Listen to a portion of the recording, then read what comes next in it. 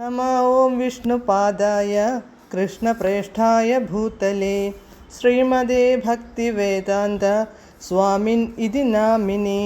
नमस्ते सारस्वते देवे गौरवाणी प्रचारिणे निर्विशेषशून्यवादी पाश्चात्यदेशतारिणे। जय श्रीकृष्ण चैतन्य प्रभु नित्यानन्द श्री अद्वैत गदाधर श्रीवासादि गौरभक्तवृन्द। हरे कृष्ण कृष्ण कृष्ण हरे हरे, हरे राम राम राम हरे हरे। हरे कृष्ण कृष्ण कृष्ण हरे हरे, हरे राम राम राम हरे हरे। हरे कृष्ण कृष्ण कृष्ण हरे हरे, हरे राम राम हरे हरे. പരമദിവ്യോത്തമ പുരുഷനായ ശ്രീകൃഷ്ണ ഭഗവാന്റെ കഥകളാണ് ശ്രീകൃഷ്ണ എന്ന പുസ്തകത്തിലൂടെ പറയുന്നത്. ഓം നമോ ഭഗവതേ വാസുദേവായ, ഓം നമോ ഭഗവതേ വാസുദേവായ, ഓം നമോ ഭഗവതേ വാസുദേവായ.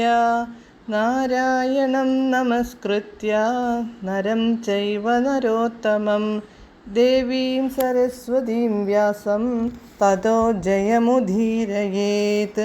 നഷ്ടപ്രായേഷു ഭദ്രേഷു നിത്യം ഭാഗവത സേവയാ ഭഗവത്യുത്തമശ്ലോകേ ഭക്തിർഭവതി നഷ്ടികീ.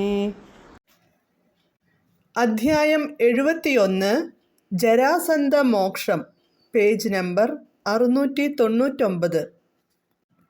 പൗരജനങ്ങൾ, സുഹൃത്തുക്കൾ, ബന്ധുക്കൾ, ബ്രാഹ്മണർ, ക്ഷത്രിയർ, വൈശ്യർ, മറ്റ് മാന്യന്മാർ എന്നിവരൊക്കെയുൾപ്പെട്ട സദസ്സിൽ സ്വന്തം സഹോദരന്മാരുടെ സാന്നിധ്യത്തിൽ യുധിഷ്ഠിരൻ ഭഗവാൻ കൃഷ്ണനോടു ഇങ്ങനെ പറഞ്ഞു. പ്രിയപ്പെട്ട കൃഷ്ണ, ഒരു ചക്രവർത്തി രാജസൂയ യജ്ഞം നടത്തേണ്ടതുണ്ട്. യജ്ഞങ്ങളുടെ രാജാവാണ് രാജസൂയം എന്നും പറയാറുണ്ട്. ഈ യാഗത്തിലൂടെ ദേവന്മാരെ തൃപ്തിപ്പെടുത്താൻ ഞാൻ ആഗ്രഹിക്കുന്നു. ഈ ഭൗതിക ലോകത്ത് അങ്ങ് അധികാരപ്പെടുത്തിയിട്ടുള്ള അങ്ങയുടെ പ്രതിനിധികളാണല്ലോ അവർ. ആ ധീരസാഹസിക കർമ്മം വിജയകരമാക്കാൻ അവിടുത്തെ സഹായം എനിക്കുണ്ടാകണമെന്നു ഞാൻ ആഗ്രഹിക്കുകയും ചെയ്യുന്നു.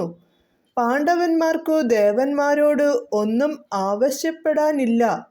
അവിടുത്തെ ഭക്തന്മാരാകയാൽ ഞങ്ങൾ പരിപൂർണ സംതൃപ്തരാണ്.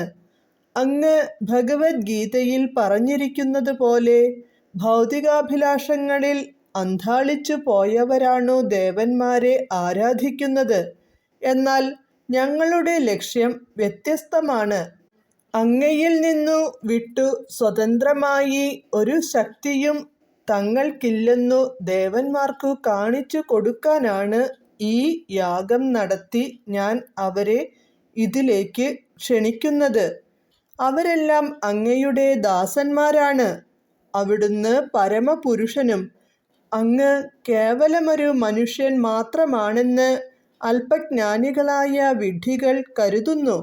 ചിലപ്പോൾ അവർ അങ്ങയെ കുറ്റപ്പെടുത്തുന്നു, മറ്റു ചിലപ്പോൾ അപകീർത്തിപ്പെടുത്തുന്നു. അതിനാലാണ് ഞാൻ ഈ രാജസൂയം നടത്തുന്നത്. ബ്രഹ്മദേവൻ, ശിവൻ, സ്വർലോകങ്ങളിലെ സമുന്നതരായ മറ്റു പ്രധാനികൾ തുടങ്ങിയ എല്ലാ ദേവന്മാരെയും ക്ഷണിക്കാനും പ്രപഞ്ചത്തിൻ്റെ എല്ലാ ഭാഗങ്ങളിൽ നിന്നുമുള്ള ആ ദേവസഭയിൽ വച്ചു അങ്ങാണു പരമപുരുഷനെന്നും മറ്റുള്ളവരെല്ലാം അങ്ങയുടെ ദാസന്മാരാണെന്നും തെളിയിച്ചു കൊടുക്കാൻ ഞാൻ ആഗ്രഹിക്കുന്നു. പ്രിയപ്പെട്ട ഭഗവാനേ, സ്ഥിരമായി കൃഷ്ണാവബോധത്തിൽ കഴിയുന്നവരും സദാ അങ്ങയുടെ പാദപദ്മങ്ങളെയോ പാദുകങ്ങളെയോ കുറിച്ചു ചിന്തിക്കുന്നവരും ഭൗതിക ജീവിതത്തിൻ്റെ മാലിന്യങ്ങളിൽ നിന്നു മുക്തരാകുമെന്നു തീർച്ചയാണ്.